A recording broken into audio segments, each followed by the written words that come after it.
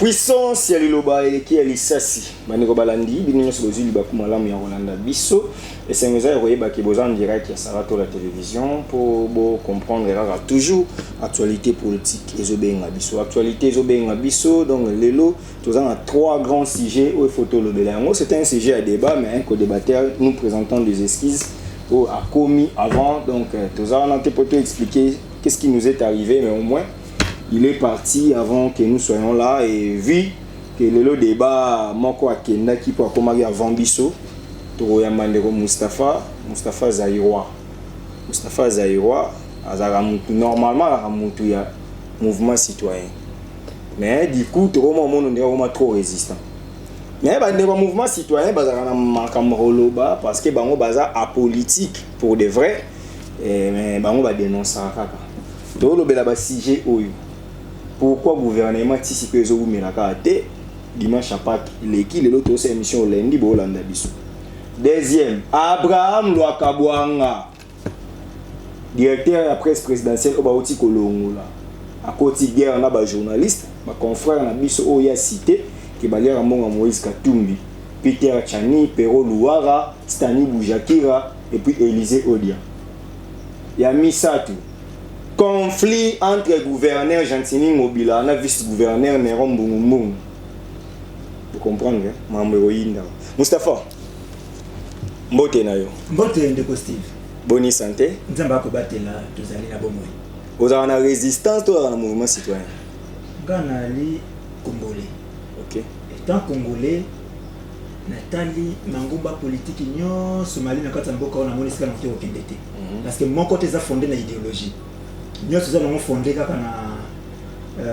l'intérêt. Nous avons dit que l'autre, nous avons dit que nous avons dit que la politique est foot, on appelle ça parti politique. Nous avons dit que 100 millions d'habitants, nous avons plus de 600 partis politiques. Nous avons des partis politiques, nous avons un bureau, téléphone et WhatsApp. WhatsApp est un bureau, il y a président parti, siège. Donc vous voyez que c'est réalisé. Comme c'est vrai, c'est moi qui les pécuniers, c'est tout tikali nanu na combat citoyen. Tout bunda pour la instauration, il y a vrai état de droit. Pour la côté. Na côté. Oui. Ah. Tout ce bunda. Oui, bah pour nous autres qui makala. Ce qui réellement état de droit n'est pas là. Tout nous vivre le scénario, tu vois ça comme ça dans le procès. Tout est qu'on a procès 100 jours. Bon monnaie bandit suka namo. Nous sommes tous qu'on a pas carte vitale caméra dans zela ya présidence 2023, batika la bango moko. Voilà. Le but est de tirer dans le combat citoyen qui nous makambongo eboyaka. Résistance, oui, on doit toujours résister. Maintenant, pourquoi? Donc résister devant, on est sorti pour ça la boue. Na tongo, les solués, des costifs ceux qui na IDPS, au côté na mama longa mikolo. Soko tikali, voilà, on résiste. Devant ba fléau tout kabila ya qui ba pression tout le ba beti le ba kangi mais to résister toujours dans zela wana. Voilà pourquoi to tikali. Yo tika Mike Mukeba et point. Na tikala ça, oui, c'est mon vieux. Nazalaka pété le col et le col na éclairé dès que on a trésor qui nganda ko le bagino activiste ya Mukebai. Non, Mike Mukebai c'était un vieux to yemalaki la combat. Ba bloko ya bitumba ya mama CLC tout ça net découvrir qu'il beaucoup plus les vieux parce qu'il y avait vraiment qu'on s'appliquait trop.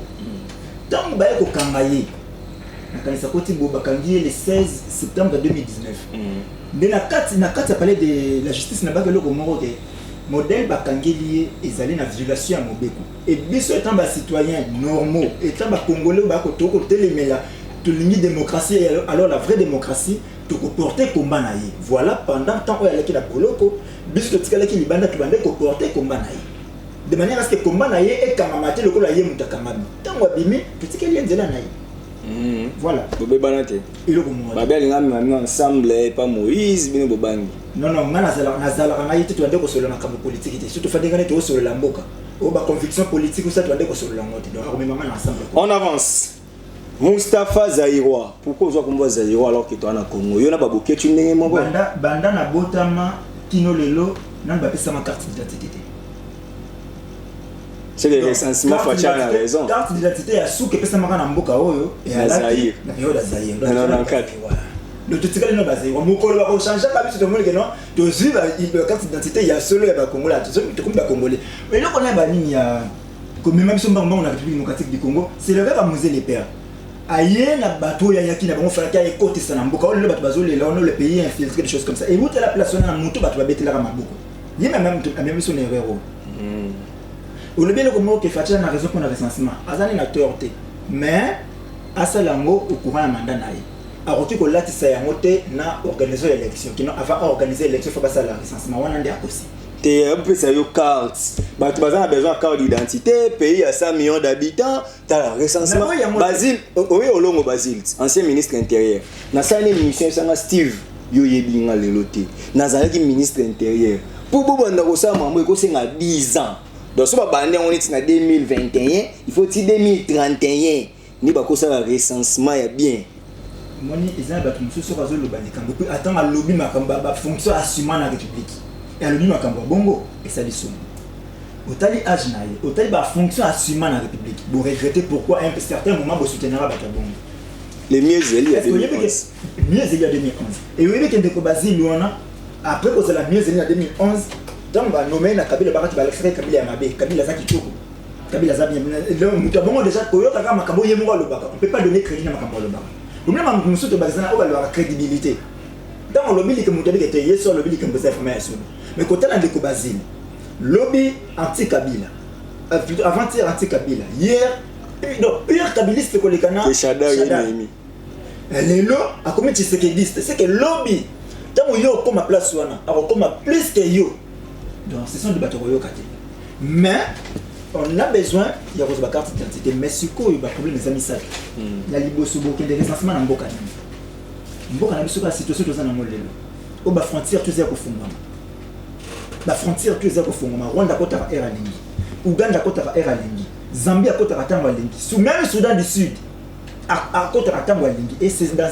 tel pays de boursa recenser banani surtout que na ngabo est wana ba village tout ba kima beaucoup recenser banani babima ba ville bakini donc baso ko mabango mikolo na mikolo chaque jour ko ba info ça ko ka bisonde ba ko kufa chaque jour siko bokasi na mboka wana boko kende ko recenser banani ko bakima ba avant ba ça recensement chef orgetia qui gère na Esther au vendre kuna na Beni maman est aussi là et puis recensement au salon merci pour na rappel yo ils ont parmi une des promesses Félix Asala et on doit aussi quand même chef de l'État c'est pas un péché t'es bien un président Félix Atala ça ne se demande pas mais il est une institution Nazwika Makamboya le bar en 2012 devant des Sylvie Bongo qui est pour naïe Kabila Zaki présidenté et ce n'était pas aussi un péché donc ils appellent les sous-moutés les lots moutumoko pas le abengaye Félix abengaye présidenté ça péché même on a quand même Messi Kabila c'est son nom bengata Messi Tshisekedi ça va na obengaye Ngonga Zoya tu continues. Parmi les promesses, c'est Bela Salaki, on a conseillé un décossama à Sala, ministère, mon quoi, Sika. Un babé, mon ministre délégué a suivi la promesse, il y a chef de l'État.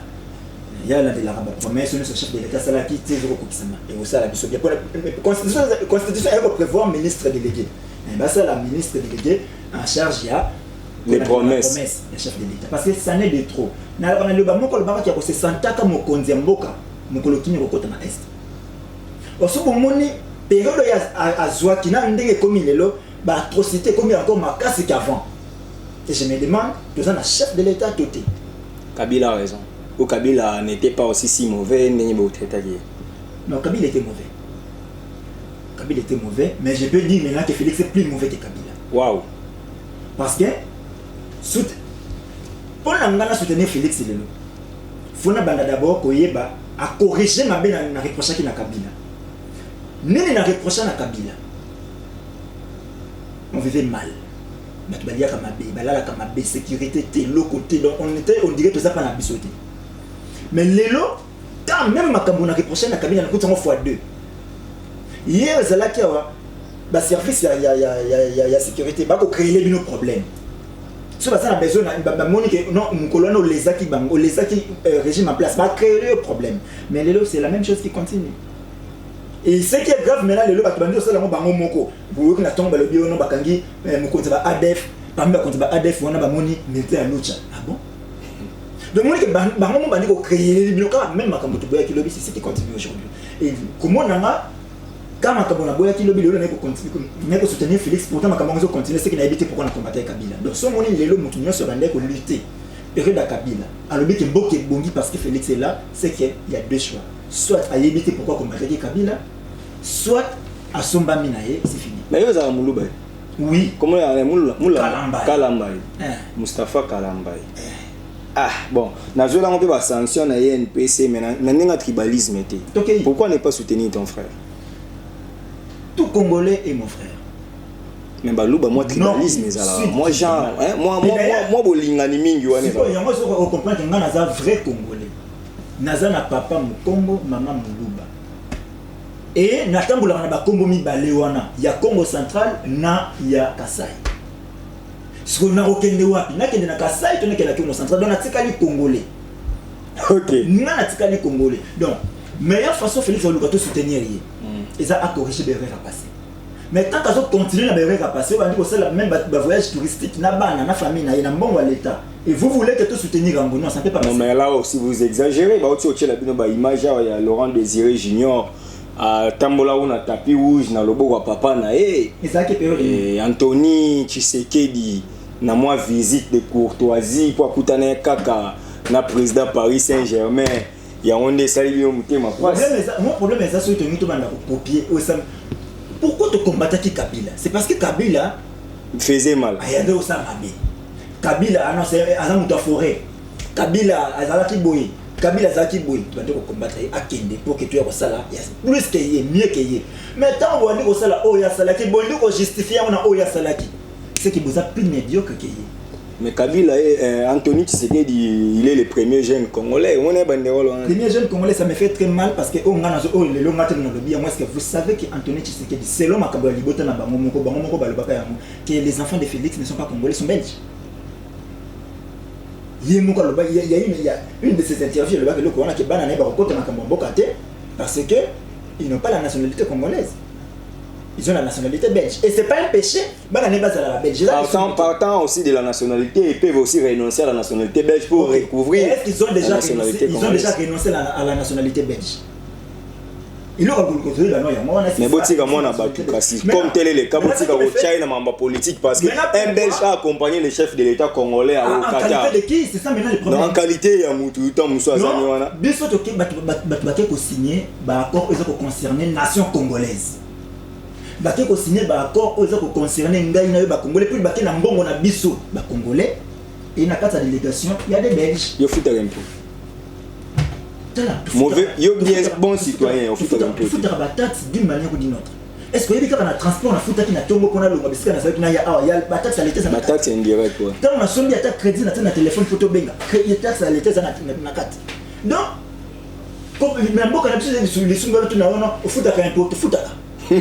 To futa. Mustafa on doit avancer. Mais c'est impôt futa que ça ka nini. Mustafa. Lelo gouvernement tozela ki en le 4 et limité le 5. Réaction dans les années. Ba warrior baza tellement makasi il faut qu'il ça bon. Ba warrior bazo lukande minduki. Baza minduki te bazo lukande minduki ba pesa ba ministre ba kota na minduki. Mais problème est ça que gouvernement bifali na kata politique. Pour on aura pas fallait le bara orchestre na les achats ba warrior. Bino pesa ma ebe le gouvernement ya ba warrior. Mais la ko rappeler bino que matata le bara que ya na gouvernement de technocrates. Et tu regardes biso wapi? Ba technocrate ba yaka awo ka kibiso ba technocrate ba expert mais ba souke ça biwa ba warrior pe de ba ke guerrier akufa ka na guerre ba mo ba le ba kufila ba ko na ba ka bango mo. Il ne faut pas confondre la précipitation et l'urgence. Oui, l'urgence est là mais bien beaucoup mais la précipitation. Obili kambu ya gouvernement ça ma ngoza le mo no ba le lobby mambosili na. Pourquoi? La moki na tongo président moko ba dino ko consulter ba tunyo sa CDC ali bon na bomi coalition FCC cash na ko sala union sacrée na le bac eloko OK mboka ba dirige ka yango na état d'âme il faut que ça na âme d'état pour ko diriger mboka tongo do sel ba réaction épidermique eloko mo salami bo alo binu bo agir to ko banda ko échouer et to ko échouer ka plus que ba to alika biso na biso au sala union sacrée. Il va falloir que ça d'abord une vision. Au yomo qu'on a nos et au robin na batu. Au moins les questions na bengi mututel, na bengi mututel, la vision na ma okota. Pour ça, notre social est un profil naïe. Et moi, une vision, on a ça dans le côté la poste union sacrée, côté la vision union sacrée. Ndenge Félix Salami, on sait côté la poste naïe, la carte union sacrée. Nous devons mettre la monnaie, l'individu qui profil négocie dans la carte. Bah, tu ne sais pas transfise, je ne sais pas FCC, côté na carte, tu as profil, la banque aussi maté. Mais quel est le match à quartier? Tu vas dire que ben Steve Beta Rabale, Nana Beta Rabale, Boya qui s'est retrouvé, tu se retrouvé qu'on a 40. 10 personnes me mettent à 9. Surtout quand on a Robeta. Et comme il problème, tu vas dire au la poste, comme il problème. Gouvernement ça ko mais la banque moko batie seuil. Monde veut pas dire que Philippe Pandé na ba journaliste ba dire au fin na baninga. Banque batie seuil, que non? Oui député, un ministère. Ce que Katumbi a eu 70 députés. Le second divisé par 8. Calcul ça simple. Et puis c'est 8.7. Donc, à ça saute 9 ministères ou bien 8 ministères dans l'âme. Vous pouvez 8 ministères, 9 vice-ministères. Mais pourquoi ce qu'on crée un problème? Pourquoi on crée un problème? Ça crée un problème parce que Bande Konabiso, il y a eu des personnes qui ne sont jamais sincères. Et voilà, on commence maintenant, il y a vilipender Baninga. Et c'est leur vie de tous les temps. On a connu ça tous ici. Moi, je me suis dit que je me photo de Junior Kapina. Mais à l'époque, je ne critiquais pas. À l'époque, ils ont critiqué. Mais ils ont commis raison. C'est ce qu'on appelle la diabolisation. Et pendant tout le temps, l'IDPS a évolué dans la carte politique. Et là, il y a diabolisation. Ce que l'IDPS a évolué bien dans la politique. Les politiques, c'est qui ça va, Moustapha, je te prends en congé. On doit finir cette émission et j'annonce notre émission débat entre nous et Zobanda bientôt. Donc, au numéro exclusivité, il y a Moustapha Zaïrois. Mais dans les autres tickets, c'est ça. Deuxième élément, car c'est en direct. Moustapha face à Martin Kazadi. Wapi, moko aza na IDPS, moko aza na mouvement citoyen, on discute sur la nation. Botika na kimia meme sifa depuis Canada, na pesi mbote Odette Les Salamegan depuis Switzerland, na pesi bino mbote boza ebele Bobette Nzita. Donc bande ko balandi kande boza wana boza kimia parce que bientôt ça va chauffer et le ballon ça va péter. Donc cette fois-ci, ça sera un débat télévisé avec beaucoup d'élégance. À suivre.